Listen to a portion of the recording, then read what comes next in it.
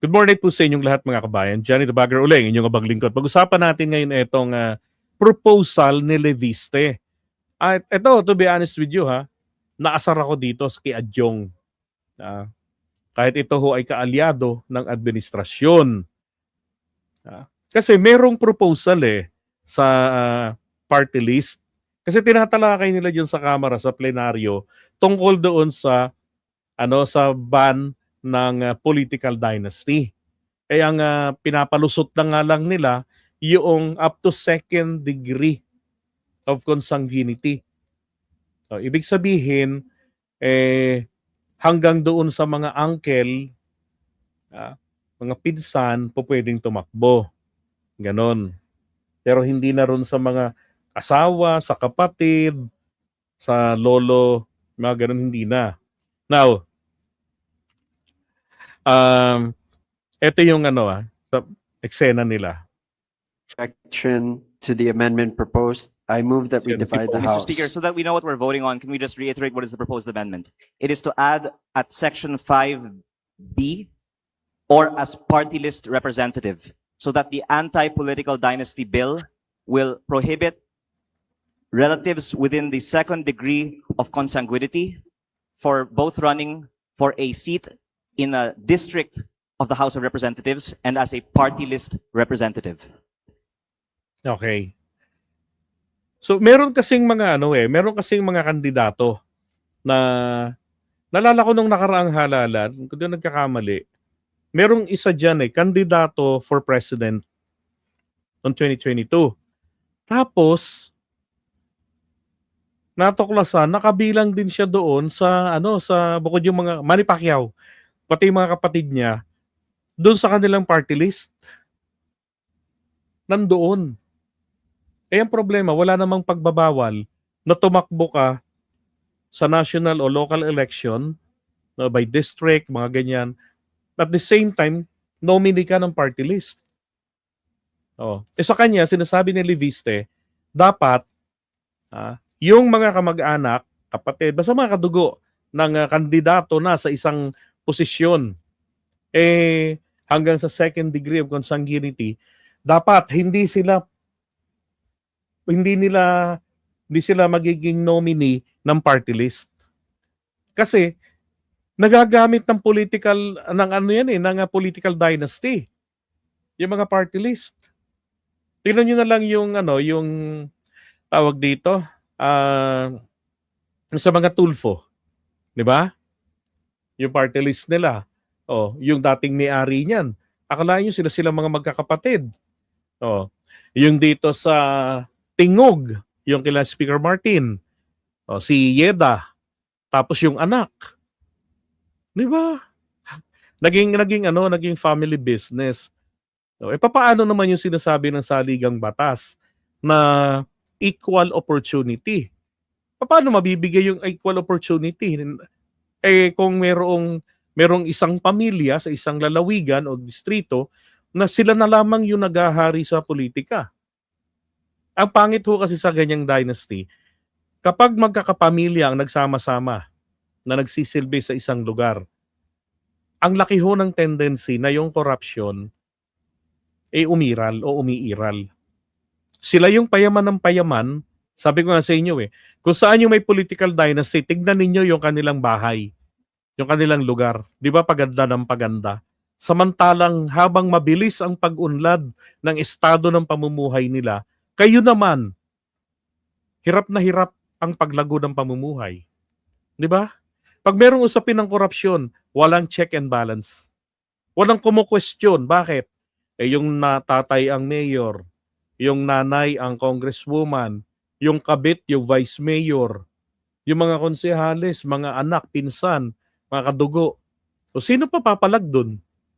Di ba? Kulang na lang, koronahan ng mga impacto. Maging hari at reyna ng mga lugar-lugar nila. Pag natatapos na yung termino ng isa, kulang na lang yung pet nila, yung aso nila, pakandidatuhin din. Di ba?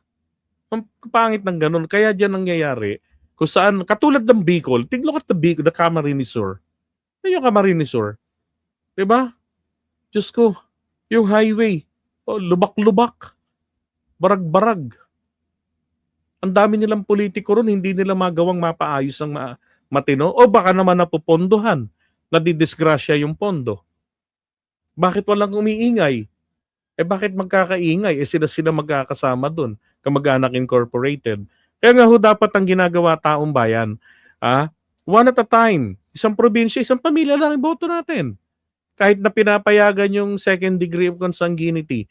Ako ho, ang inyong abang lingkod naniniwala na hindi na uubusan ang Pilipinas ng mga magagaling, mga may kakayanan pa na mga Pilipino na na pwedeng maglingkod sa bayan. Na baka nga, pag sinabi natin na, o sige, gusto mo, minimum wage lang ang sahod mo, oo pa yung mga yun eh. 'Di ba? Yun yung talagang may pusong maglingkod sa bayan. Oh. Problema ko kasi, hindi natin pwedeng i-abolish ang party list. Ang pwede nating gawin dito, dahil naging bulok ang COMELEC, hindi umaaksyon para malinis yan, linisin natin. 'Di ba? Wag nang bumoto ng mga magkakamag-anak. Alamin kung sino-sino yung mga nominee. At dapat po isa batas, isama diyan sa batas na ginagawa. O ang COMELEC ay maglabas ng patakaran diyan kasi pwede naman yung sa COMELEC, mas mabilis pa nga. Ay dahil independent body yan eh. Hindi kinakailangan ang pirma ng presidente sa patakaran na ilalabas ng COMELEC. Hindi kinakailangan ng Senado at Kongreso. Kasi ang epekto nito is within COMELEC lang, within election system. As long as hindi lalabag sa Constitution at mga umiiral na batas. 'Di ba? Maganda sana yung panukala niya eh. O dahil lang sa kalaban siya sa politika, tingnan niyo nangyari. At tatamaan kasi rito yung interest ng mga politiko na nakikinabang sa party list. What does the sponsor say? We do not accept. What does Yabang ni Adjong. majority say? Mr. Speaker, there being an objection to the amendment proposed, I move that we divide the House. An aye vote will sustain the amendment, while a nay vote will defeat the amendment. The majority solicits a nay vote. There is a proposed amendment rejected by the sponsor, and we now move to divide the House. All those in favor, say aye. Aye!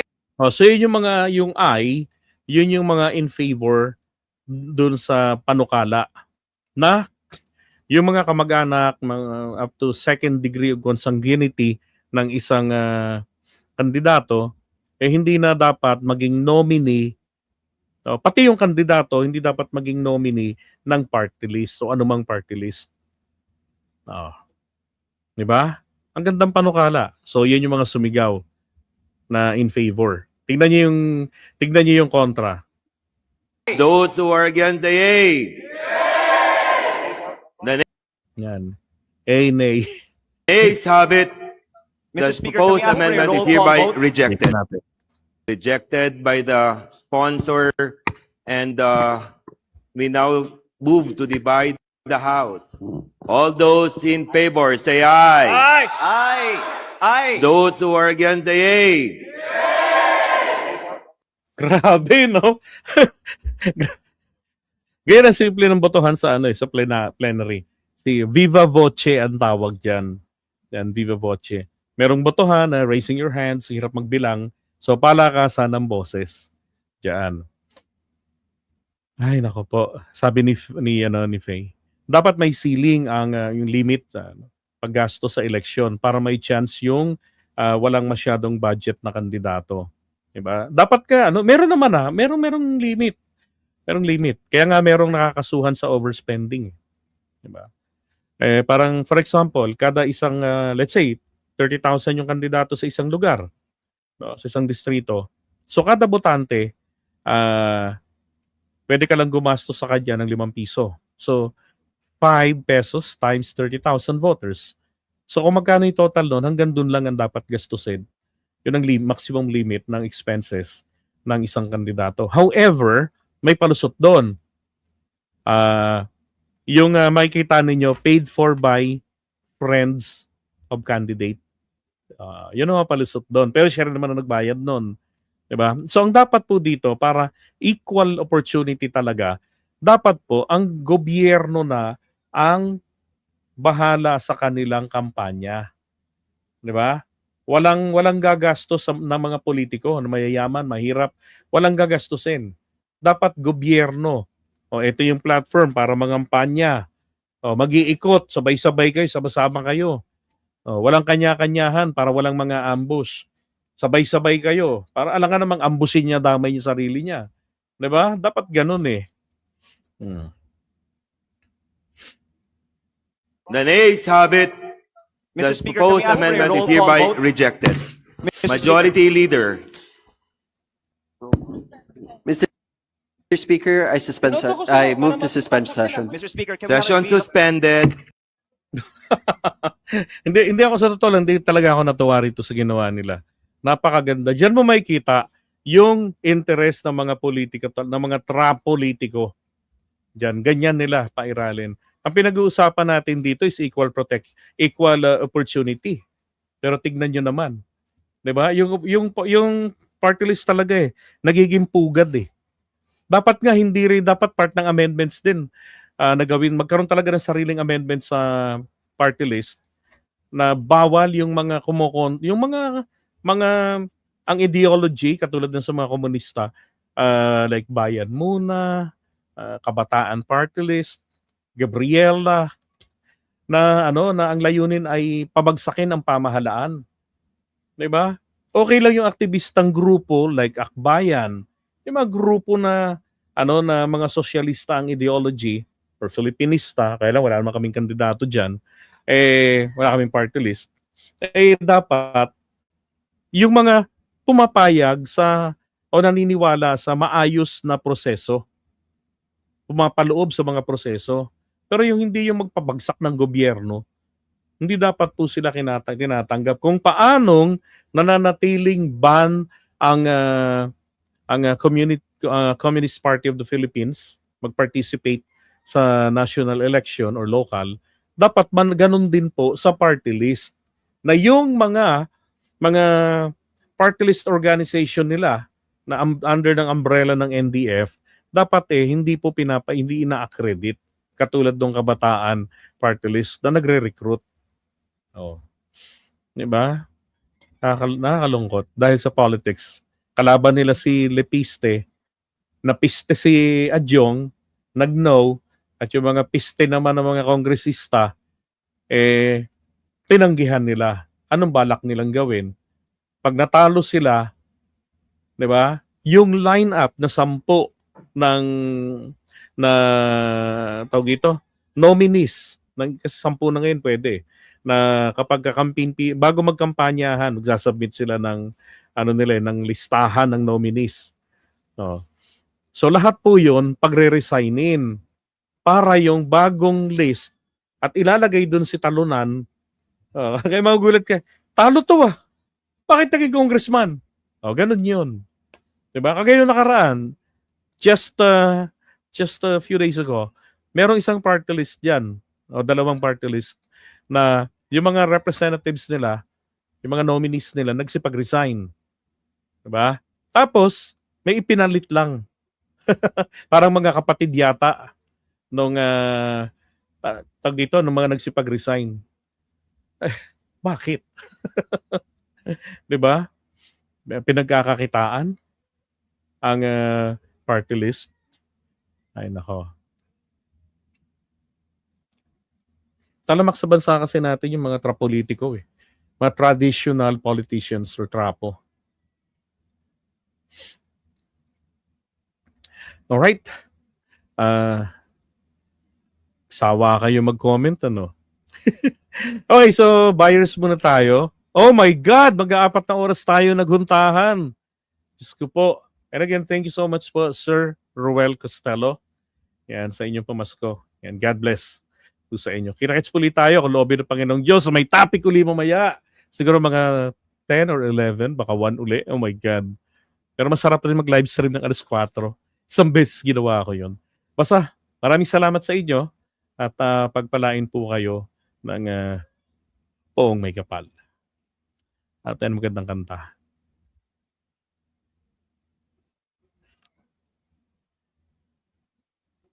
Ito.